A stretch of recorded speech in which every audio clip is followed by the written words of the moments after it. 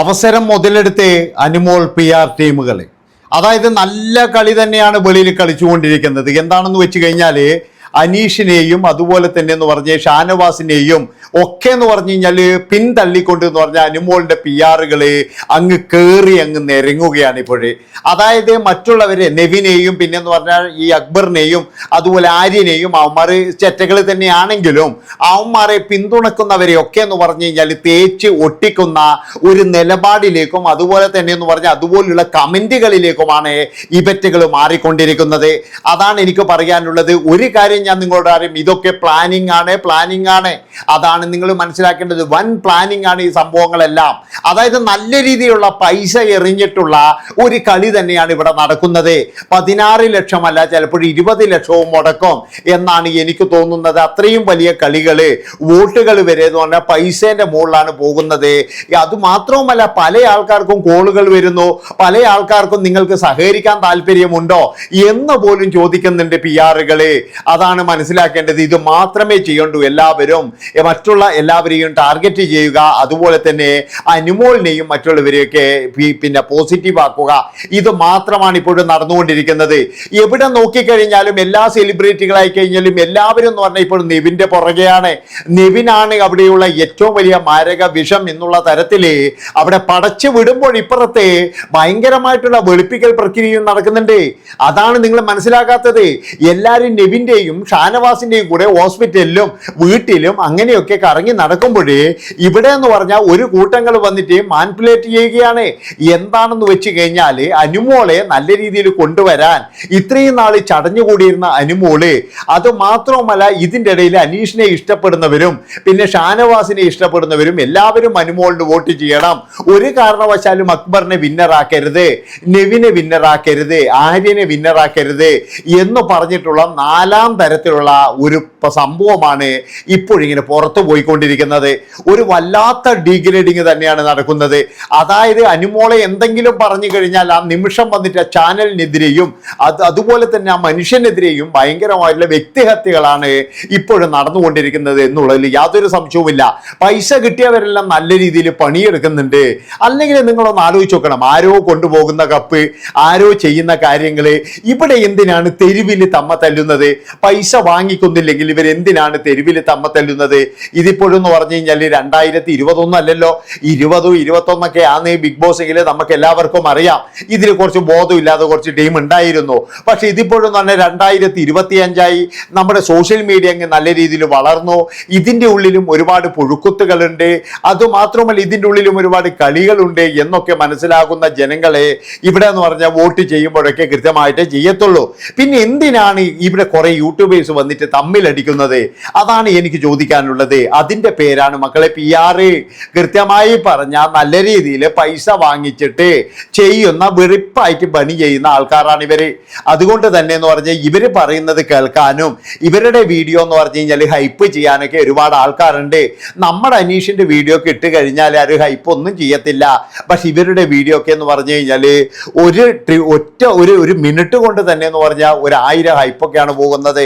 അതുകൊണ്ട് തന്നെ ഇവരുടെ വീഡിയോ ഒക്കെ നല്ല റീച്ചിലുണ്ട്.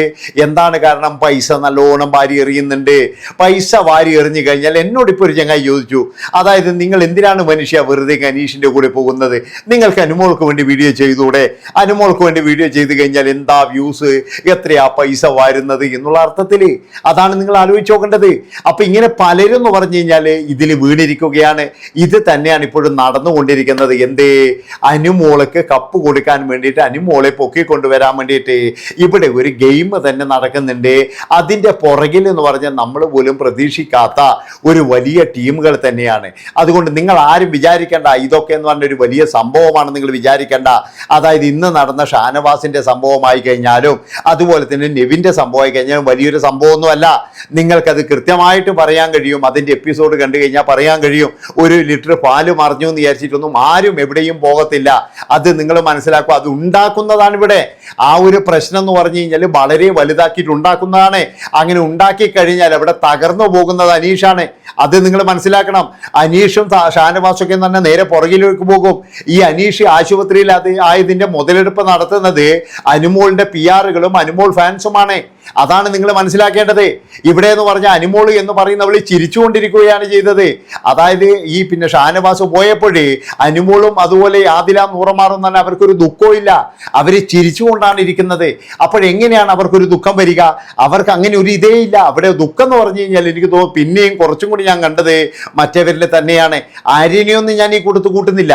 പക്ഷെ ഒരു കാര്യം ഞാൻ പറയാം, ഇതിൻ്റെ ഇടയിൽ നല്ല രീതിയിലുള്ള വെളുപ്പിക്കൽ പ്രക്രിയകളാണ് നടന്നുപോയിക്കൊണ്ടിരിക്കുന്നത്. അതുകൊണ്ട് ഈ ഒരു വീഴല് ഷാനവാസിനെ സംബന്ധിച്ച് എന്ന് പറഞ്ഞാൽ ഒരു ഗുണവും ചെയ്യത്തില്ല. ഈ ഷാനവാസ് ആർക്ക് വേണ്ടിയിട്ടാണ് ബലിയാടായത് നമുക്ക് എല്ലാവർക്കും അറിയാം. ആദില നൂറമാർക്കും അതുപോലെ തന്നെ അനുമോൾക്കും വേണ്ടിയിട്ടാണ്.